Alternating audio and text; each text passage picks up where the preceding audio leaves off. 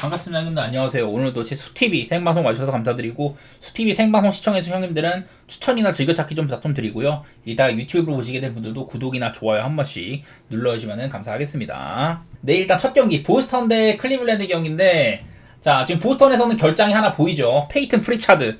지금 제 생각에는 이 보스턴에서 되게 핵심 벤치 자원이에요. 작년에는 솔직히 샘 하우저가 조금 먼저 불릴만한 이름이었는데, 올 시즌에는 프리차드가 정말 잘합니다.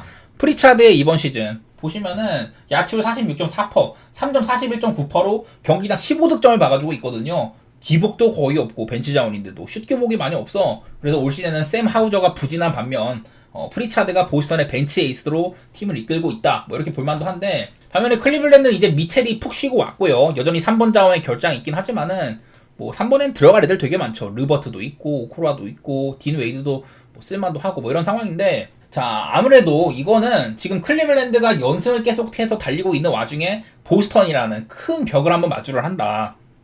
아무래도 보스턴이 또 홈이기도 하고 그런 점들이 거슬리기는 해요.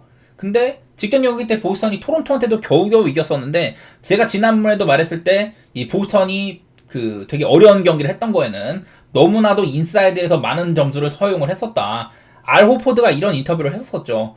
오늘 우리는 토론토한테 페인트존 안쪽에서 76실점이나 했었고, 우리 팀은 인사이드보다는 좀 더 3점을 못 던지게 하는 그런 수비를 펼치고 있다. 그런 점들 때문에 어렵다고 했었는데, 지금 보시면은 이렇게 클리블랜드는요, 내 외곽을 가리지 않고 야투가 되게 훌륭합니다. 뭐 외곽도 지금 최근 5경기 동안 전체 1등이라고 하고, 전체 이 시즌 전체로 봐도 41.9%로 3점 성공률 1위가 클리블랜드예요. 야투 성공률도 52.4%로 전체 1위, 득점 생산력도 124점으로 1위 이러고 있거든요. 트리플 1등이야 말 그대로. 뭐 최근 5경기로 좁히면 오히려 순위가 약간 떨어지는 정도, 이 정도로 클리블랜드는 시즌 내내 되게 잘해주고 있죠. 그래서 지금 보스턴의 수비 수치를 보면은 최근 6경기 동안 18등, 21등, 20등 이런 식으로 수비가 그렇게 잘 되지는 않아요. 내일은 아무래도 뭐 클리블랜드가 보스턴의 인사이드 공략이라든지, 근데 무조건 보스턴도 토론토한테 한번 그런 쓴맛을 봤기 때문에 아무래도 전략 수정을 하고 올 것 같기는 한데, 워낙에 요즘 클리블랜드의 폼이 좋아가지고 그게 제일 거슬리기는 하죠. 자, 그리고 저는 이제 클리블랜드가 얘네가 이제 지금 라인업도 되게 훌륭하잖아요. 근데 이뿐만 아니라 벤치도 정말 훌륭합니다.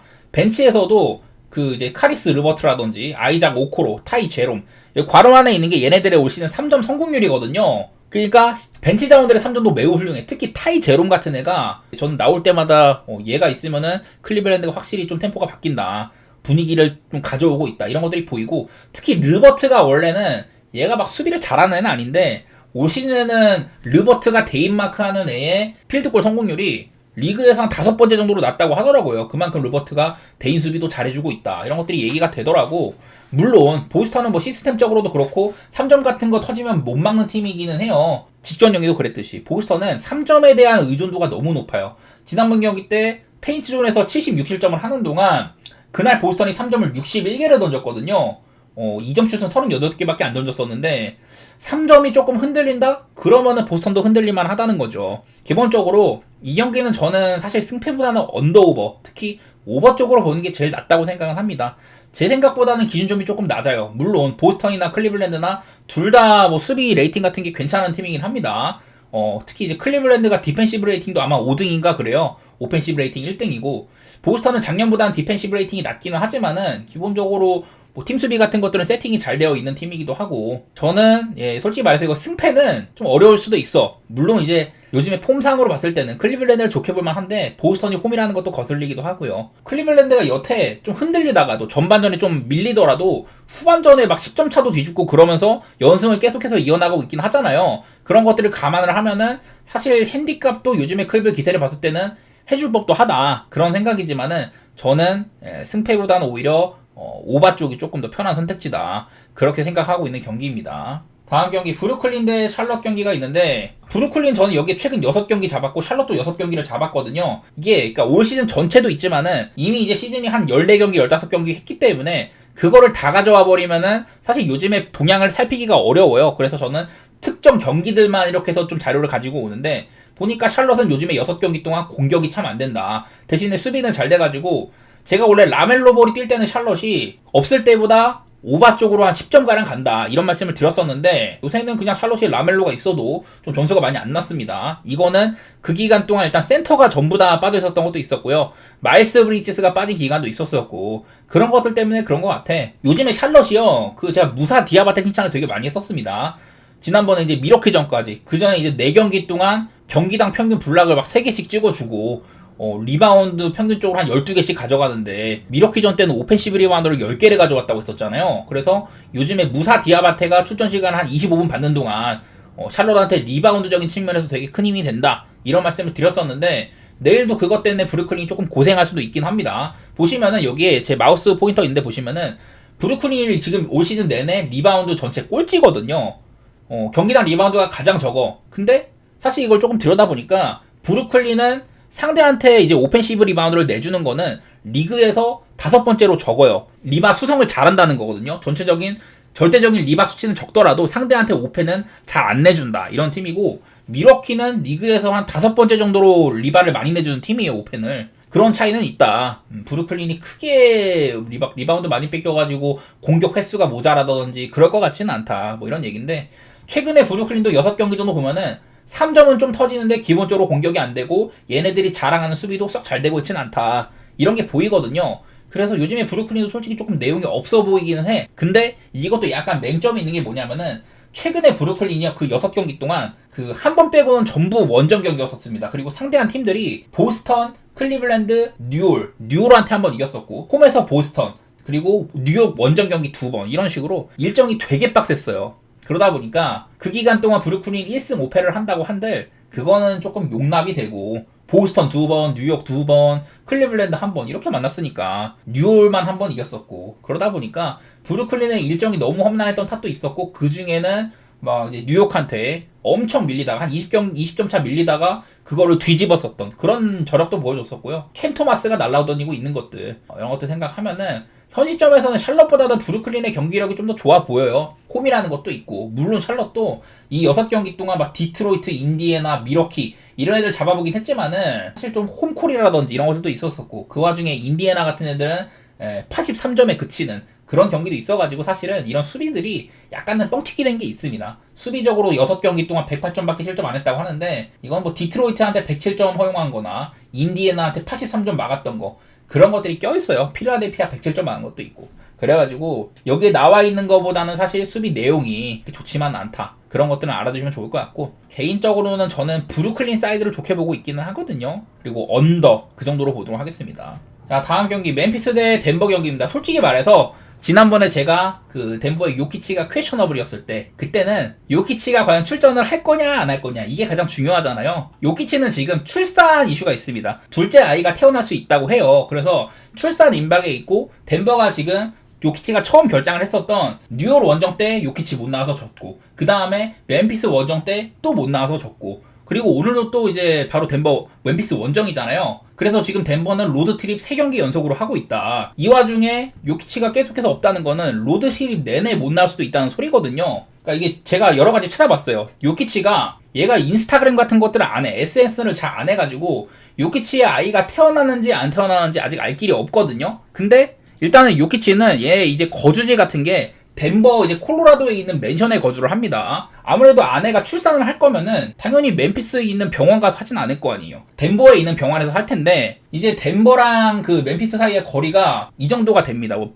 비행기로는 뭐 2시간밖에 안 걸린다고 하는데 어쨌든 간에 급하게 막 요키치가 합류할 가능성 그것도 되게 적다는 소리예요. 그래서 아마도 저는 요키치는 오늘도 못 나올 것이다 이렇게 생각을 하고 있는 중이고 그래서 오늘 이제 요키치가 만약에 빠진다고 치고 저는 못 나올 거라고 보기 때문에 그리고 에런 고든도 지금 결장하는 상황이잖아요. 그래서 두 선수가 있을 때와 없을 때의 격차 이런 것들을 살펴봤더니 둘 다 뛸 때 그리고 둘 다 안 뛸 때 이렇게 쭉 보면은 둘 다 뛸 때가 안 뛸 때보다 거의 한 31점가량 좋아집니다. 수비적으로도 없을 때가 한 5점가량 실점을 덜 한다고 하는데 득점 생산성 면에서 36점이 차이가 나버려요. 이거는 아무래도 저는 지금 현재 NBA 모든 팀들 가운데 딱 한 명한테 가장 크게 의존하는 팀이 있다면은 저는 덴버라고 생각을 하거든요. 그만큼 요키치가 덴버에서 맡은 역할이 엄청나게 많은데 확실히 지금 덴버는 요키치가 없는 와중에는 멤피스한테 105대 90으로 대패를 했었습니다. 이때 보면은 덴버가 물론 마포주도 3점 하나도 못 넣고 자말 머레이도 엄청 못하고 이랬었는데 그나마 덴버에 가장 많은 득점을 했던 선수가 줄리안 스트로더거든요. 이 친구가 19득점을 했었는데 근데 이제 멤피스 이나도 사실 멤피스는 전반적으로 야투가 뭐 잘 터졌다고 보기는 어려웠었어요. 데스먼드 베인도 3점 7개 중에 하나, 스카티 페핀 주니어도 야투 12개 중에 3개 이래가지고 별로 못했었는데 대신에 멤피스가 이 벤치에서 왜냐면 덴버는 리그에서 벤치의 넷 레이팅이 가장 낮은 팀이거든요. 한마디로 벤치가 가장 약한 팀이다 이런 건데 멤피스는 비교적으로 벤치가 좀 좋은 편이란 말이에요. 근데 직전 경기는 덴버가 벤치의 이런 넷 레이팅이 꼴찌인데 그날은 줄리안 스트로더가 19득점을 해줬을 만큼 벤치는 충분히 제 몫을 한 경기였거든요. 그러니까 좀 이례적이라는 거지 내 말은. 마땅히 이 경기가 멤피스의 야투율이 엄청 대폭발한 것도 아니었었고 덴버도 별로였지만은 덴버나 멤피스나 야투율 자체는 그냥 그저 그랬단 말이에요. 비슷비슷했다는 건데 그런데도 15점의 격차가 났다. 저는 이거는 또 한 번 멤피스를 좋게 볼 만한 경기라고 생각이 됩니다. 덴버는 충분히 벤치도 평소보다는 잘 터진 셈이었었고 할 만큼 했는데 안 됐다고 생각이 돼요. 내일 덴버가 뭐 머레이나 마포주 이런 애들이 대폭발하는 게 아니라면은 어지간해서는 저는 멤피스 사이드를 보는 게 맞다. 그렇게 생각을 하고 있는 중입니다. 보시다시피 덴버의 여기 그 멤피스의 최근 6경기 보면은 뭐 이렇습니다. 득점이나 뭐 이렇게 수비적으로나 특히 수비가 참 눈에 띄어요. 이 6경기 동안 덴버 상대하고 골스, 레이커스, 뭐 레이커스 2번, 포틀랜드, 워싱턴 좀 쉬운 상대도 있었지만은 뭐 골스 상대하고 막 이랬었는데 레이커스도 쉽지는 않은 상대고 그랬었는데도 나름대로 수비가 좋게 찍힌다. 이런 것들이 아무래도 좀 차이를 가지고 오는 것 같아요. 저는 멤피스 사이드를 좋게 보도록 하고 또 한번 언더 쪽으로 생각해 보도록 하겠습니다. 자, 그 다음에 이제 댈러스 대 뉴올리언스 경기가 있는데 이거는 물론 지금 뉴올리언스의 라인업이 이렇거든요. 브랜든 보스턴 주니어, 트머삼, 잉그램, 자본테 그린, 이브 미시 이렇게 나오는 게 지금 보시다시피 벤치에 그 결장이 너무 많아. 알바라도, 머레이, 자이언, 맥컬럼, 허브 존스, 호킨스 그냥 지금 사실상 뉴올리언스는 부상당한 애들이 나오는 게 얘가 이쪽이 오히려 베스트 5에 가깝거든요. 그 정도로 뉴올리언스가 부상이 너무 많은데 가끔 가다가 3점이 잘 터지는 거 말고는 뉴올리언스한테 기대하기가 좀 어렵습니다. 이게 지금 뉴올리언스가 최근 5경기 동안 득점 생산성이 그냥 완전 바닥이거든요. 물론 이때 레이커스, 덴버, 오클라호마, 브루클린, 올랜도 좀 수비적으로 괜찮은 애들을 만나서 그런 것도 있기는 한데 어쨌든 간에 뉴올리언스는 이 와중에 또 원정 경기들 그 5경기 중에 원정이 2번 있었거든요. 오클 원정, 올랭 원정 이렇게 있었는데 아시다시피 홈 올랜도, 홈 오클 둘 다 수비가 개빡센 팀들이에요. 그래서 그때 뉴올리언스는 90점도 기록을 못했었다. 지금의 댈러스? 물론 댈러스도 뭐 작년에 워싱턴이나 개포드 데려고 나서는 좀 밸런스를 많이 갖췄어요. 공격 일변도였었다가 밸런스를 갖춘 수비팀적인 면모도 해가지고 파이널까지 갔었는데 올 시즌에는 그런 점들이 조금 어설프긴 하지만은 그래도 요즘에 뭐 나쁘진 않거든요. 댈러스가 최근에 뭐 2연승도 하고 돈치치가 없었을 때 뭐 그때 되게 팀적으로 잘 굴러가기도 했었죠. 이 댈러스는 문제가 있다면은 여기 밑에 있는 거 개인적으로는 저는 돈치치가 좀 살 좀 빼야 될 것 같아요. 지금 돈치치가 야투율이 42.5%, 3점이 32.1%인데 경기당 야투를 23개를 던집니다. 팀에서 가장 많이 던지거든요. 이러면서 득점은 한 평균적으로 28점 뽑아내고 있는데 좋다고 말할 수는 없다. 네, 이거는 어거지로 채운 거지 좋은 야투율이라고는 생각 안 해요. 물론 돈치치가 얘가 슛도 던져야지 다른 애들이 붙어주고 돈치치가 자랑할 수 있는 패스워크 이런 것들이 드러날 수 있지만은 저는 지금은 조금 비효율적이라고 생각을 하고 있습니다. 그리고 클레이 탐슨을 데리고 왔는데 야투율이 39.7%, 40%가 안 되고 3점도 35.6%면은 그냥 평범하거든요. 이래서 탐슨을 그 돈 주고 데리고 온 보람이 사실은 별로 없어요.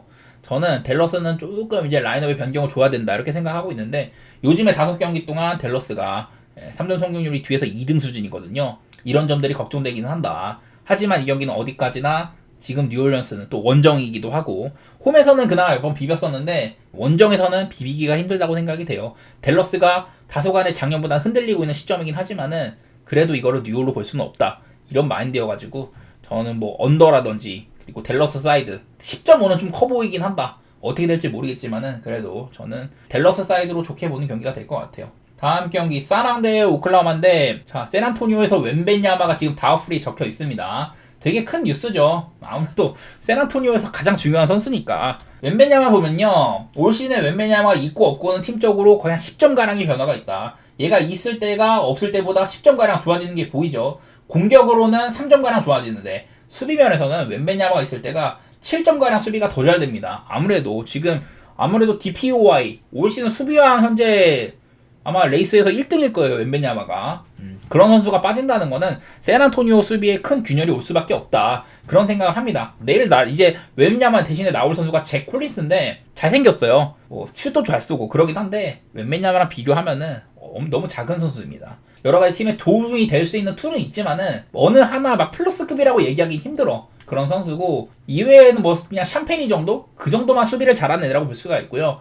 나머지는 이제 좀 샌안토니오는 웬벤야마가 없으면은 림 프로텍팅도 그렇고 여러 가지 면에서 좀 아쉬울 만한 팀이에요. 마침 소엔이 빠지는 것도 그렇고 소엔은 지금 계속해서 빠지고 있긴 하지만은 요즘에 그나마 이제 데빈 바셀이 잘해지고 있기는 한데 아직까지도 스테판 캐슬을 스타터로 세우거든요. 근데 스테판 캐슬이 얘가 뭐 센스도 있고 좋은 선수는 맞는 것 같아. 근데 지금 스테판 캐슬이 야투율이 40%도 안 되고 아마 39점 몇 %인가 그렇고요. 3점도 지금 28%인가 밖에 안 됩니다. 이런 선수여가지고 저는 스테판 캐슬을 선발로 세우면 안 되겠다 이런 생각이 드는데 무튼 샌안토니오는 내일 웬벤야마가 없다면은 전력이 크게 다운이 될 것이다. 이거는 좀 자명한 사실 같아요. 그리고 뭐 오클라호마, 네 오클라호마는 지금 다들 아시다시피 하텐슈타인이 못 나오고 있습니다. 그래가지고 뭐 좀 변수가 있기는 해. 그리고 여기 보면은 센터들이 전부 빠져있죠. 하텐슈타인, 제일린, 홈그랜까지 다 빠져있는 와중에 스몰 라인업을 많이 돌리는데 아마 내일은 카루소가 이제 복귀해서 뛸 수 있을 거라고 하더라고요. 제가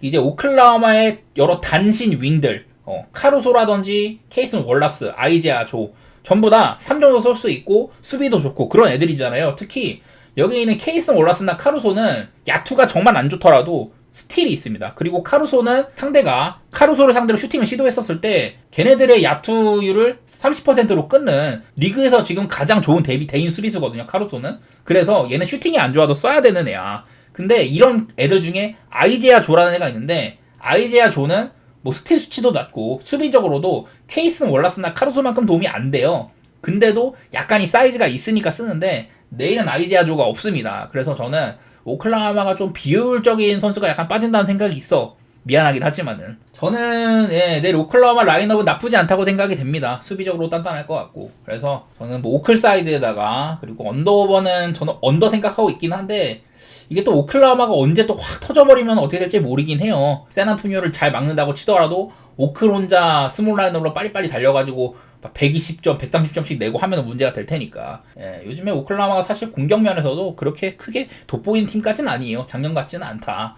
이런 것들이 있어가지고 저는 언더 쪽으로 생각해 보도록 하겠습니다. 자, 마지막으로 유타 대 레이커스 경기 있는데 뭐 여기는 내일 딱히 큰 결장은 별로 안 보입니다. 그냥 저는 레이커스는 올 시즌에 참 아직도 르브론이 팀의 에이스예요. 물론 앤서니 데이비스의 1옵션을 많이 쓰긴 하는데 근데 그 와중에 르브론도 지금 야투율이나 3점이나 대단합니다. 야투율 50% 넘고 3점이 43%, 커리어 데뷔를 해도 되게 좋은 수치가 있어요. 그리고 요즘에 레이커스는 3번 자리에 하치무라가 부상으로 빠지는 경우가 종종 있고 해가지고 달튼 커넥트를 많이 쓰잖아요. 달튼 커넥트가 야투율 48.4%, 3점을 40% 넘게 던져주고 있어가지고 레이커스 입장에서는 올해의 수확이라고 보일 수 있는 그런 선수입니다. 막 게이브 빈센트라든지 이런 애들이 엄청 못하고 있는 거에 반해서 달튼 커넥트는 좋은 수확이라고 생각이 돼요. 그래서 지금 레이커스는 나름대로 전력 자체는 꽤 괜찮다고 생각이 됩니다. 서부에서 상위에 있는 이유가 있는 것 같아요. 또 홈이기도 하고 아시다시피 레이커스는 홈에서 굉장히 강하죠. 올 시즌에 6전 전승 그리고 원정보다도 뭐 득점 올라가는 폭이라든지 콜을 잘 받는 거라든지 여러 가지 좋은 요소들이 많이 있어요.